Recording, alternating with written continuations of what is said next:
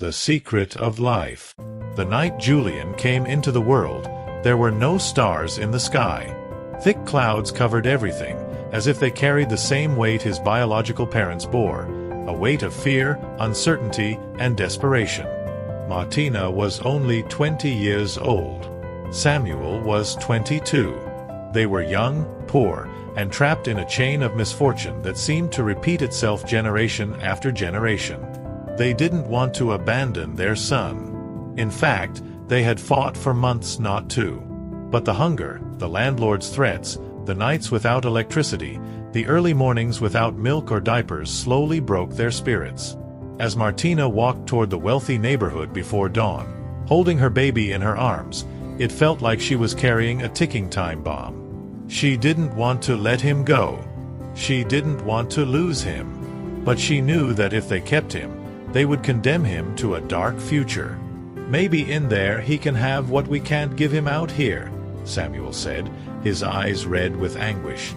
They stopped in front of Clara Dumont's majestic home. It was enormous, silent, glowing with golden lights that suggested safety, stability, a future, everything they couldn't offer. Martina kissed her baby one last time.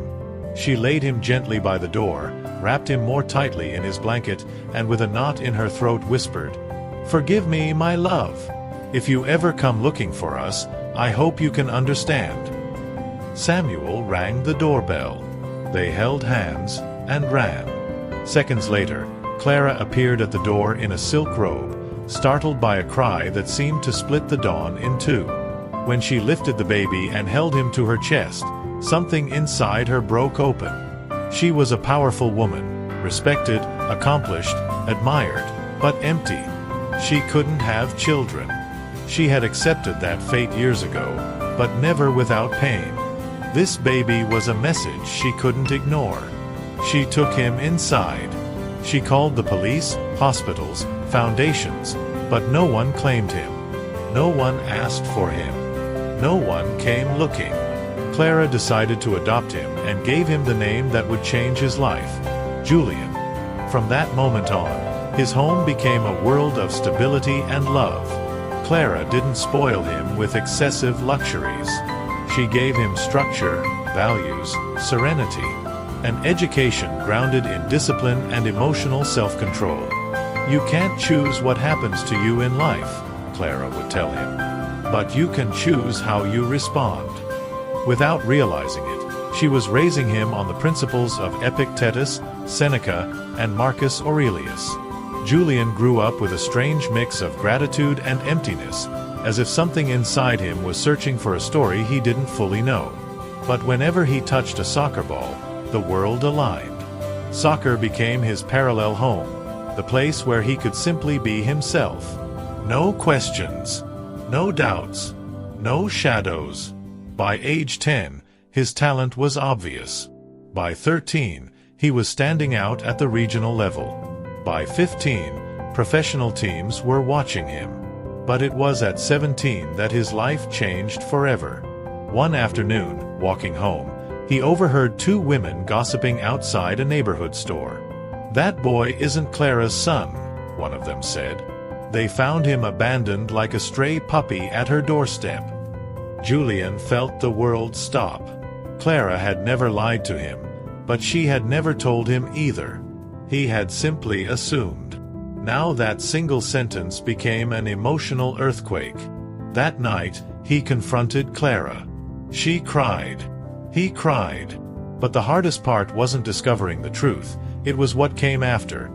The internal search, the feeling of not belonging, the fractured identity. That was when he discovered Stoicism. Not at first through books, but through the words of his professional coach when he joined the club. "A true warrior doesn't cry over his wounds, son. He learns from them." That sentence pushed him to dig deeper, to read, to question, to reflect. And he discovered that his entire life could be reinterpreted through one simple idea. I can't control what happened to me, but I can control who I become because of it. From that moment on, his mindset began to transform. He understood that abandonment wasn't a symbol of rejection, it was a starting point. That Clara wasn't a replacement. She was a miracle. That his talent wasn't an accident. It was the response to a purpose he didn't yet fully understand. And life began to reward him. He was signed by one of the biggest clubs in the country. He scored on his debut.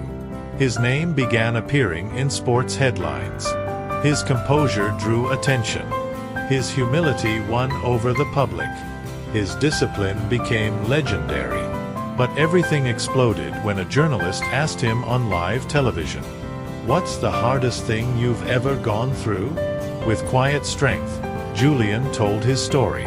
He spoke about abandonment, doubt, identity, but also about Clara's love, about what he had learned, about what he had built. That interview reached Martina and Samuel, and their world shattered. One day, Clara found a letter at the door. They had seen the interview. They weren't looking for money. They weren't looking for fame. They just wanted to know if their son was alive. They wanted to ask for forgiveness. They wanted to close a wound that had never healed.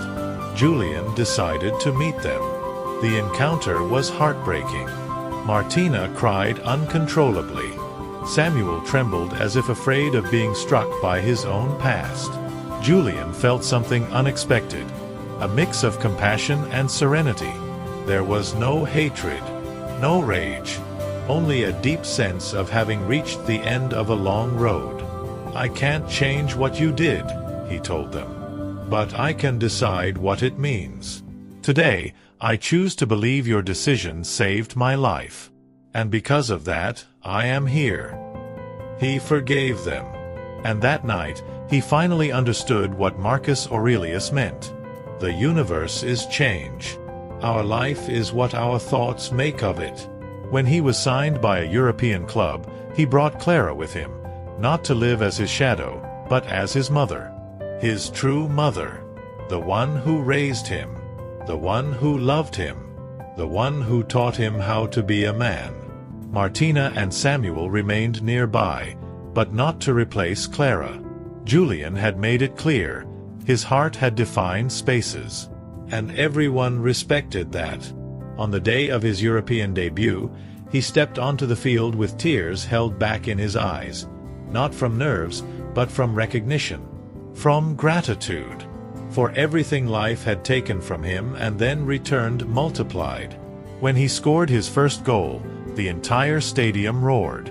He ran to the corner, pointed to the sky, then to the camera. He said nothing. He simply smiled. Later he explained, "Sometimes the things we believe are destroying us are actually preparing us for our best version. We don't control chance, but we control the strength with which we respond." The quote went viral. His story inspired millions. He became not just a soccer player, but a symbol of resilience, discipline, and forgiveness. The child who was left at a doorstep ended up opening doors to the entire world. If you're interested in Stoicism, personal growth, and powerful life stories, subscribe and turn on notifications so you don't miss a single video. And don't forget to follow us on all our social media platforms to stay connected with our community. Join the family of Stoic Stories.